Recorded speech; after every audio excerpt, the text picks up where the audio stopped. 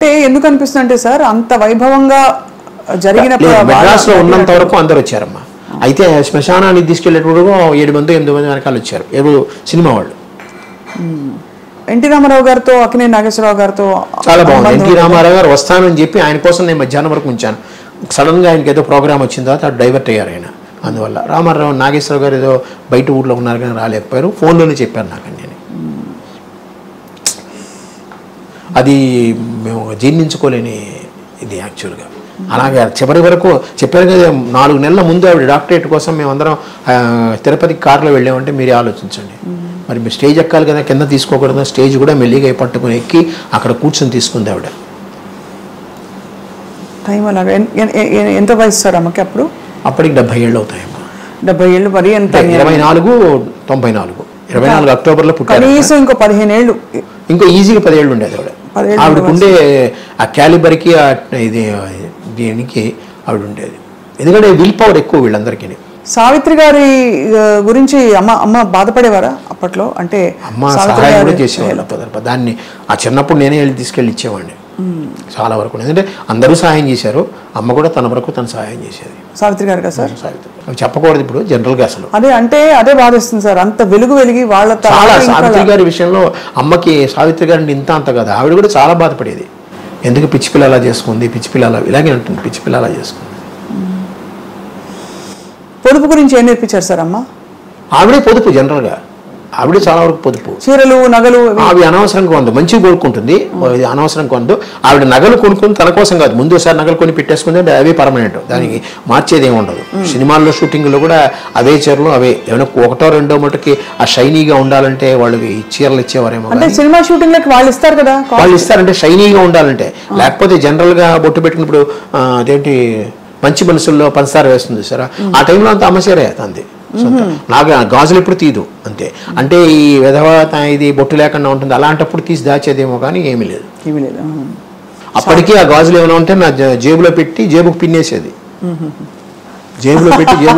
పైగా ఇక్కడ జేబులు కుట్టించేది మాకు చిన్నప్పుడే. అదేదో టికెట్ ప్యాకెట్ అది అంటారు, మాకు పెద్ద జేబులే కుట్టించేది. ఏమైనా ఉంటే దాంట్లో వేసేది. నేను అక్కడే ఉంటాను కదా అందుకని. అవును, కాపలా అంటే మీకు మీ దగ్గర ఉంటే భద్రంగా ఉంటాయి. నేను ఒక చోట కూర్చుంటే ఎక్కడికి వెళ్ళను కదా, ఇటోటో వెళ్తాను. కానీ పైగా అందరూ అమ్మకి తెలిసిన వాళ్ళు, ఈవెన్ లైట్ బాయ్స్ చిన్నవాళ్ళు అందరూ అమ్మకి తెలిసిన వాళ్ళే, అమ్మ దగ్గర తిన్నవాళ్ళే. అందుకని ఎవ్వరు ఏమీ చేయరు. ఆవిడ కొన్ని డబ్బులు వచ్చిందనుకోండి, ఎప్పుడైనా ఎవరైనా క్యాష్ ఇస్తారు, కొంతమంది క్యాష్ ఇస్తారుగా, ఆ క్యాష్ పట్టుకుని నల్లి చిన్నస్వామి చెట్టి ఉన్నాడు కదా, నల్లి సిల్క్స్, అక్కడికి వెళ్ళి మామూలు ఆర్డినరీ చీరలు ఉంటాయి చూసారా, అవి తొందరగా కొనేసేది. 6 8 10 డబ్బులు పెట్టే. పక్కనే టీవీ జ్యువెలరీ ఉండేది టీ నగర్లో, పనగల పార్క్ ఎదురుగుండా. అక్కడ ఈ తాళి బొట్లు చిన్నవి చిన్న గొలుసులు ఉంగరాలు అలాంటివి కొని పెట్టేది. ఎప్పుడైనా ఎవరికైనా పెళ్ళిళ్ళు కావాలంటే అది ఇచ్చేసేది. అలాగే చిన్నపిల్లలకి మన క్యాసరీ స్కూల్లో సాధ్యమంతకు చాలామందికి ఆవిడ ఫీజులు ఆవిడే కట్టేది. ఎవరికైనా చాలామంది పుస్తకాలు కొనడం కానీ ఫీజులు కట్టడం అవి నాకు కూడా అలవాటైంది. పైగా నేను ఆ సాయి ఆర్గనైజేషన్లో ఉందని ఆర్గనైజేషన్ ద్వారా నేను చేస్తూ ఉంటాను. అడాప్టింగ్ చిల్డ్రన్స్ అంటారు, ఎడ్యుకేషనల్ అడాప్టింగ్ చిల్డ్రన్స్. ఎంత గొప్ప జీవితం సార్. అమ్మగారు చీర ఏమన్నా ఉందా సార్? చాలా కాలం ఇది కట్టింది, ఇప్పుడు లేదు ప్రస్తుతం. ఒకటి కూడా లేదు సార్? అక్కడికి లేదు, చాలా కాలం తనే కట్టేది. అమ్మగారి జ్ఞాపకం అంటేనే సూర్యకాంతం గారి. అసలు మా అమ్మాయి దగ్గర ఉందేమో ఒక చీర కట్ చేసి, ఇప్పటికీ ఉందనుకుంటా కదా పాప దగ్గర ఉంది. ఒక చీరని కట్ చేసి 2 చుడిదార్లు కుట్టించుకుంది. అలా ఉండిపోవాలని. మా డాక్టర్కి మా మదర్ అంటే చాలా చాలా ఇష్టం. అంటే వీళ్ళిద్దరు చిన్నప్పుడు పుట్టినప్పుడు డైనింగ్ టేబుల్ మీద కూర్చోబెట్టి, కుర్చీలో కూర్చోబెట్టేవారు కాదు, టేబుల్ మీద కూర్చోబెట్టి అన్నం తినిపించేది ఆవిడ. అందుకని మా డాక్టర్కి చాలా బాగా ఇష్టం. ఆ పుస్తకంలో తన వ్యాసం రాసింది, బాగా రాసింది. మామూలుగా అరచేతి నడ్డు పెట్టుకుని సూర్యకాంతిని ఆపద్దు అని అంటారు కదా డైలాగ్. సో నాకు పేరు పెట్టేసుకుని చూడండి, అరచేతి నడ్డు పెట్టుకుని సూర్యకాంతాన్ని ఆపలేరు అని అనుకుంటూ ఉంటాం మా ఆఫీసు. అలాగా ఆవిడ పేరు ఎవరు పెట్టుకోలేదు ఏమిటో తర్వాత సినిమా ఇండస్ట్రీలో పెట్టుకోవాలి. బయట మా బంధువుల్లో కొంతమంది పెట్టుకుని 2 3 పెట్టుకున్నారు సూర్యకాంత్. ఒరిజినల్ పేరు అప్పటికి ఆ పేరుతోనే ఉన్నారు వాళ్ళు. కాదు, అమ్మగారి పేరు ఒరిజినల్ పేరు సూర్యకాంత్, మార్చుకోలేదు ఏమి. సో పూర్వం సార్ తన చిన్నప్పటి విశేషాలు చెప్పినప్పుడు నాటకాలు అవి రంగస్థల ప్రవేశం అవన్నీ చెప్పావు. ఇప్పుడు కాకినాడలో ఆవిడ యంగ్ మెన్స్ హ్యాపీ క్లబ్ లోంచి వచ్చారు వీళ్ళు. అంజలిదేవి గారు అవనండి, ఆదినారాయణరావు గారు, ఎస్వి రంగారావు గారు, రావు గోపాలరావు గారు, అమ్మ, ఇంకా ఇద్దరు చాలా మంది ఉన్నారు. వాళ్ళందరూ కాకినాడలో ఉండే దంటు కళాక్షేత్రం అని ఉంటుంది, అదే యంగ్ మెన్స్ హ్యాపీ క్లబ్. అందులో వీళ్ళందరూ ఒక విధంగా ఇప్పుడు మీరు ఫిల్మ్ కాలేజెస్ ఏవో ఉన్నాయి కదా, ఫిల్మ్ ఇన్స్టిట్యూట్స్ కంపేర్ చేస్తే అది ఒక పెద్ద నాటక రంగం. అక్కడ ప్రొడక్షన్ స్టార్ట్ అయ్యి వచ్చింది. అక్కడ నేర్చుకున్న వాళ్ళు వీళ్ళందరూ. ఆ పేరుకి ఇప్పటికీ నేను కాకినాడలో చేస్తే అక్కడే చేయాలని కోరిక నాకు. ఎందుకంటే ఆ ఏరియాలో ఉంది, ఇంకా ప్రస్తుతం ఉంది, అది స్టిల్ ఇట్ ఇస్ రన్నింగ్. వాళ్ళకి ఒక మినీ థియేటర్లా ఉంటుంది అనమాట లోపల, నాటక రంగం, ఎయిర్ కండిషనే బాగుంటుంది. అక్కడే చేయాలన్న కోరిక. ఆయన ఒప్పుకుంటే, దంటు భాస్కర్రావు గారు ఉన్నారు, వాళ్ళ మనవడు అనమాట. ఆయన వస్తే అక్కడే చేయాలని కోరిక. చూద్దాం, అక్టోబర్లో అనుకుంటున్నాం. తప్పకుండా జరగాలి మంచి కార్యక్రమాలు. అలాగే మనకి ఈయన చేయొద్దన్నారు ఎవరు, మురళీమోహన్ గారు, మెడ్రాస్లో చేయొద్దు, సినిమా పరిశ్రమ హైదరాబాద్లో ఉన్నప్పుడు హైదరాబాద్లో చేయాలన్నారు. నేను ఒకటి అన్నాను, ఇక్కడ వెంకయ్య నాయుడు గారిని పిలిచానండి, 2 జడ్జీలను పిలిచాను, పెద్ద పెద్ద వాళ్ళందరినీ పిలిచాను, పైగా అమ్మ కెరీర్ ఇక్కడే డెవలప్ అయింది. నా ఎక్స్ప్లెనేషన్ నేను ఇచ్చుకున్నాను ఆయనతో. కానీ ఆయన అక్కడే చేయాలని పట్టుబట్టారు, కానీ కుదరలేదు నాకు. ఇక్కడే స్టార్ట్ చేశాను, ఇక్కడే ఎండ్ చేశాను. ఆయన అన్నాడు ఫినిషింగ్ కావాలంటే నెక్స్ట్ అక్టోబర్లో హైదరాబాద్లో చేద్దామని అన్నారు. ఆ మాట ఆయన అన్నారు. చూద్దాం, దేవుడి దయ వల్ల, అమ్మ దయ వల్ల అయితే కొనసాగిస్తున్నారు కదా సార్, అంత మంచి మనసుతో అన్ని అమృతాయి చక్కగా జరుగుతాయి. అన్ని అమ్మ ఆశీర్వాదం ఉంటే ఖచ్చితంగా హైదరాబాద్లో కూడా చేస్తాను, అది మురళీమోహన్ గారి సహాయంతో ఖచ్చితంగా. ఇప్పుడు అయితే మొత్తం ఫైనల్ ఈ అమ్మగారు నటించిన సూర్యకాంతం గారి సినిమాలంటే నాకు గుండమ్మ కథ నా ఫేవరెట్. మీ ఫేవరెట్ ఏంటి సార్? మా ఫేవరెట్ ఏంటి, అన్ని ఫేవరెట్లేనమ్మా. దానికి అమ్మది యాక్ట్ నాకు శ్రీమంతుడు నాకు నచ్చింది. ఎందుకంటే చాలా ఎక్కువ శ్రీమంతుడు, ఆత్మీయులు ఈ రెండు. ఎందుకంటే ఎక్కువ సేపు నేను ఆ సినిమాలకు వెళ్ళాను నేను. తర్వాత మూగ మనసులు ఒకటి, ఈవెన్ అవుట్డోర్ కూడా వెళ్ళాను గోదావరి దీంట్లో. అందువల్ల కొన్ని డైలాగ్ అలా గుర్తుండిపోతాయి అన్నట్టు. ఇవాళ మహంకాళి ఆత్మీయుల్లో ఓ డైలాగ్ చెప్పరా సార్? శ్రీమంతుల్లోనూ ఆవిడంతే. డైలాగులు గుర్తులేవు, అప్పుడు మర్చిపోయాను పూర్తిగా. 73 ఏళ్ళు అమ్మ నాది వయసు, మర్చిపోతున్నా చాలా వరకు. పేర్లే మర్చిపోయాను నేను, ఆయనతో మాట్లాడుతూ పేర్లు మర్చిపోయాను. ఆత్మీయుల్లో బాగుంది. ఆవిడ లాస్ట్లో శ్రీమంతుల్లో పిచ్చెక్కిపోతుంది ఆవిడ. నిజంగా ఆవిడకి ఈ కాలంలో అయితే మేము డెమెన్షియా వచ్చేస్తుంది అంటాం మేము ఖచ్చితంగా. ఆవిడ కాసులు పోసేసుకునేది, డబ్బులు అలా పోసుకుని పిచ్చి పెట్టేసేది. ఆవిడని అరెస్ట్ చేసి తీసుకెళ్ళిపోతారు అనమాట. మరి ఎవరు చేస్తారు? Actually it is a male character. పంతం బట్టి ఆ రాధాకృష్ణ గారు నువ్వే చేయాలన్నట్టుగా కూర్చున్నారు. డైరెక్టర్లకు అంత నమ్మకం. సూర్యకాంతం గారు, మరోవైపు ఎస్వి రంగారావు గారు, ఒక ఆయన అంటే సినిమా హీరో హీరోయిన్ కాని వాళ్ళు.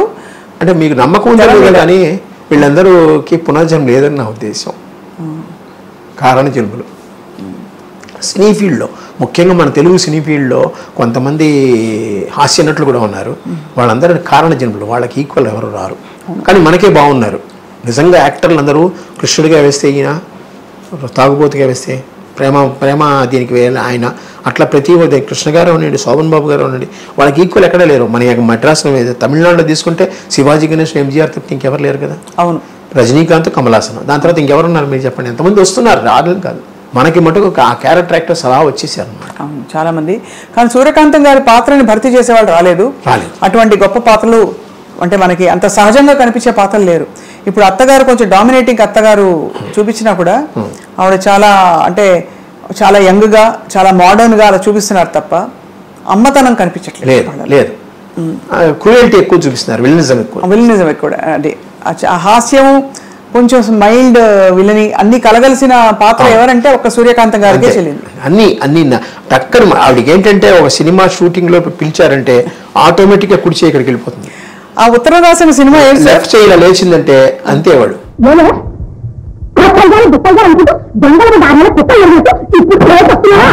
ఈ రెండు ఆ ముక్కు తిప్పడం కానీ, కళ్ళు తిప్పడం కానీ, మాట విరుపు కానీ అవన్నీ టకటక వచ్చేస్తాయి ఆవిడకి. Entire her body will act. అది ఏం సినిమా సార్? ఏంటది ఉత్తరం ఏదో వచ్చింది ఇంగ్లీష్ లో చదువు అంటే మై డియర్ నా ప్రియమైన అంటే నా ప్రియమైన ప్రియాన అంటుంది అని నాథాన. డియర్ అంటే దుప్పి, దుప్పి దుప్పి దుప్పి దుప్పి కాదు, దుప్పి కాదు, ప్రియమైన దుప్పి అంటే దుప్పి అంటే నా ప్రియాన కాదు, నాథాన.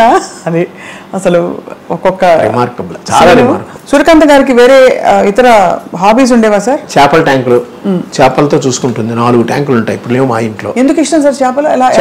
ఆవిడ చేపలు క్లీన్ చేసుకోవడం, చేపలతో ఆడుకోవడం. కుక్కలు 3 ఉండేవి మాకు. అది స్టేషన్ కుక్క బయట కట్టేసేవాడు ఎక్కువ. పొమరీన్ డాగ్ ఒకటి, డాషన్ డాగ్ ఒకటి ఉండేది. ఆ 2 ప్లస్ వంట, ఈ 3. ఆవిడకి ఇంకేం లేదు, పుస్తకాలు చదువుకోవడం, పెద్ద హాబీ పుస్తకాలు చదవడం. ఆ పుస్తకాలు చదువుతూనే రాత్రి వరకు ఉంటుంది. ఆవిడ చదివినంతకాలం చదివిన తర్వాత నా చేత చదివించుకునేది. అలాగే రోజు పుస్తకం చదువుతూ ఆవిడ నిద్ర చిన్న సైజు గురకు వచ్చిందంటే పుస్తకం మూసేవాడిని. అట్లాగా నేను చెప్పాను, పొద్దున్న లేచినప్పటి నుంచి అమ్మతోనే నాకు ఏదో ఒకటి, ఏ పుస్తకమైనా సరే. అలాగే ఎద్రపూడి సులోచన గారు, మాదిరెడ్డి, వీళ్ళందరూ చాలామంది మన ఇంటికి వచ్చేవారు, మాట్లాడేవారు. అవన్నీ ఉన్నాయి. వాళ్ళతో కొంచెం పరిచయాలు ఉన్నాయి నాకు. నీ పేరే పెట్టాను రా అనంతని జీవన తరంగాల్లో 2వ కొడుక్కి అని చెప్పింది ఆవిడ. చెప్పేవారు. చాలా great life sir. Malathi Chandrarao అమ్మకి ఇంకొక హాబీ వాచీలు ఎక్కువ. వాచీలు అంటే చాలా ఇష్టం. ఉంటూనే ఉంటుంది ఆవిడ. అలాగే కళ్ళజోళ్ళు మారుస్తూనే ఉంటుంది ఆవిడ. కార్లు ఒకటి. ఆ కార్ల గురించే చాలా చోట్ల యూట్యూబ్లో ఆవిడ కార్ల బిజినెస్ చేయలేదు. ఆవిడ ఫారెన్ కార్లు కొనుక్కుంటుంది. ఈ మధ్యలో స్టేట్ ట్రేడింగ్ కార్పొరేషన్ ఒక ఆయన ఉంది, ఆయన సర్వేశ్వరరావు గారు ఒక ఆయన ఉన్నాడు, దానికి మేనేజరు. ఆయన కొత్త కారు ఏదైనా షిప్లోంచి వచ్చింది అంటే ఫారెన్ కారు నాకు ఫోన్ చేసేవాడు, నేనే తీసేవాడు. ఇలా కారు వచ్చిందో ఒకసారి చూడనేవాడు. వెళ్ళి నేను డ్రైవ్ చేసి కొంచెం అలాగా నాకు ఒక హాబీ ఉందిలేండి, అది చూసేవాడిని. అమ్మ చెప్పింది ఎక్కడికి వెళ్ళారంటే ఇలా వెళ్ళానంటే, బాగుందా కారు అంటే, పెద్ద కారు అమ్మ అంటే ఇలా చూద్దాం అనేది వెళ్ళేది. నచ్చిందంటే ఇది ఇచ్చేసి అది తీసుకునేది. అది అంతే తప్పితే ఇంకేం లేదు. అది వ్యాపారం అనుకున్నారు. కానీ అమ్మ ఏంటంటే ఆవిడే డ్రైవ్ చేసేవారు. ఆవిడే డ్రైవ్ కూడా చెప్పులు లేకుండా డ్రైవ్ చేసేది. ఎందుకంటే ఆవిడ ఒక కారుని ఒక ఆయుధం, అంటే ఆయుధ పూజకి మనం ఎలాగ దుర్గాదేవిని చేస్తామో అట్లాంటి స్వరూపం. అసలే దాన్ని పైకి పెట్టాలి, చేతులతో చేయాలని అలాంటి కాళ్ళకి పెట్టారు. మనం పెట్టినందువల్ల కాళ్ళతోనే చేయాలి, చెప్పులతో చేయకూడదు. చెప్పులు లేకుండా డ్రైవ్ చేస్తుంది. ఇప్పటికీ నేను కూడా చెప్పులు లేకుండా డ్రైవ్ చేస్తాను. చెప్పులు వేసుకుని డ్రైవ్ చేస్తాను, నా వల్ల కాదు. అలా కొన్ని హాబీస్ ఆవిడ చేసినవన్నీ వచ్చాయి. ఎడం చేయి తప్పుడు అన్నీ వచ్చాయి. కానీ ఒకటమ్మా, లాస్ట్లో మీకు ఒకటి చెప్పాలండి. మీరెవరు ఆడవాళ్ళు ఏమి అనుకోకుండా ఉంటే, లేచింది మహిళాలోకం అని ఒక పాటను చూశారు. అట్లాగా మా అమ్మని చూసి ప్రతి వాళ్ళు అత్తనే క్యారెక్టర్ని ప్రతి ఫ్యామిలీలో సృష్టించింది మా అమ్మే. అందరికీ అమ్మ ఉంటుంది, అక్క ఉంటుంది, చెల్లి ఉంటుంది, పెళ్ళాం ఉంటుంది, కూతురు ఉంటుంది. అత్త క్యారెక్టర్ ఒక్కడి ఈక్వల్ ఇంపార్టెన్స్ ఇచ్చింది మా అమ్మే సినిమాల్లో. పైగా చాలామందికి ఇప్పుడు ఉండే లేడీస్కి అయ్యో బయటికి వస్తే ఎట్లాగ పోరాడాలి, ఎలా ఉండాలి, ఎలా మాట్లాడాలి, ఎలా చెయ్యాలి అనేది కూడా ఆవిడే నేర్పించింది. సినిమాల్లో ఆవిడ చేసిన క్యారెక్టర్ల వల్లే కదా మీరు చాలామందికి డాష్గా ఉండేవారు. అవునవును, చాలా డాషింగ్ రావడానికి కూడా కారణం ఆవిడే నా ఉద్దేశం. అవునవును, ఖచ్చితంగా సార్.